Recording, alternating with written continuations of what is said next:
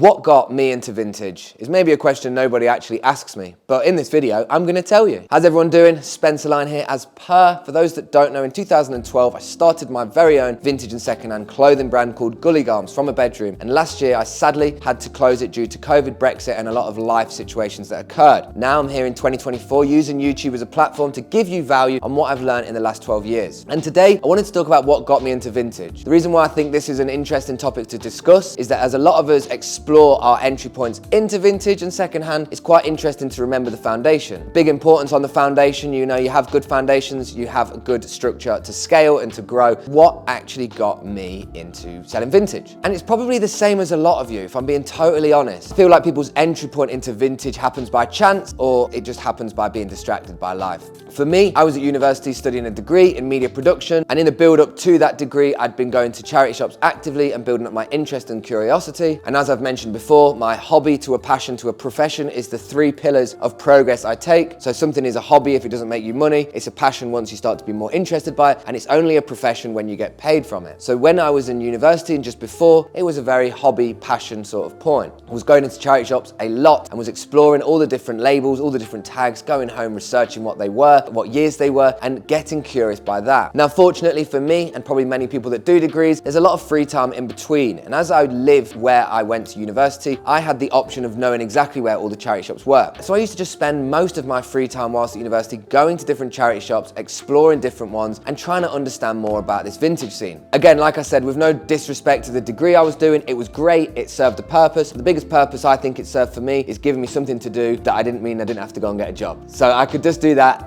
and work on this. The reason why that's important with what got me into vintage is that what allowed me to really get into it was the ability of free time whilst simultaneously doing something else. I know a lot of us find ourselves in situations where you might be at university, having charity shops nearby, you may just do a little job in a barista store and you have lots of time. But the point I'm trying to get to is that what gets us into vintage, what got me into it? Curiosity, flexibility, and just genuinely getting passionate about this hobby that I'd found and discovered. One thing that you might not expect when you get into vintage, but you also might as well, is what you actually have to learn and understand about the garment tags that you're looking for and what's actually vintage. So when I was at university, a bigger proportion of what my vintage was vintage knitwear, old school vintage jackets. Not necessarily a high focus on the direct brands to begin with. I mean, don't get me wrong, Ralph Lauren, Nike, those sorts of brands, they were always a central point to me. Vintage by the means of the old clothes, basically. But this video, I just really wanted to have a general conversation about what got me into vintage. I was very fortunate with where I was at the time. I didn't have to work. I was at university. I didn't allow the degree to be demanding of me. Only until the last year when I had to actually do a dissertation and focus a little bit more. But for the best part, it was Gully to the fully as doing that. But I find it very interesting what gets us into vintage, because what we tend to do is start with an idea and we just run 100 miles an hour with it and we forget where our foundational point is. But for me, the reason why I think where I got into vintage was key is because it told me a lot about myself. It told me that if I'm not interested by something, I will look for some other thing to do. I value the flexibility of time and I maximize it for my own gain. And if you find something that you're passionate about, then you get even more curious and you learn even more from it. So like I said, the degree I was doing, I was still doing it, and just for FYI, I got a 2-1, so we're all good. I didn't fail. That really just allowed me to get passionate about something that was more interesting to me at the time. I'd be really interested to know what's got you into vintage if you are a reseller. Maybe you got into vintage as a byproduct of buying it. You used to buy products from brands and now you wanted to resell it. Maybe you just really enjoy the culture of the nostalgia. There's so many different ways that people get into vintage, and I think it's just a nicer topic to open up about. Feel free to drop a comment down below with what actually got you into vintage, because I want to know. I'm keen to know. As always, just a little short and sweet one. I really do hope that you stay safe, stay sustainable, stay original. Don't watch everybody else in their other lanes. Just keep doing you, going that way. You know, there's a reason that the front mirror is bigger than the rear views, because the picture in front's bigger than the one going back. Stay focused on what's in front of you. Don't worry about what's behind you, and just keep moving in the right direction, guys. As long as you're here every day, 10 minutes of little inspo through these videos, hopefully is doing something. And if you want more from me, if you're like, Spen, this is not enough content from the boy, down below, Patreon, 3 videos a month at a small £4.50, where you can get strategies, social media campaign tactics, how to take flat lays, and a little bit more incremental. I would say it'd be dissecting more so the actual business model of creating your own brand. Feel free to check that down below and do your thing. And if none of the above, and if you don't want to like, comment, engage with anything else, that's all good. I appreciate you for watching it, and I hope you have a beautiful day. Big up, and I'll see you later.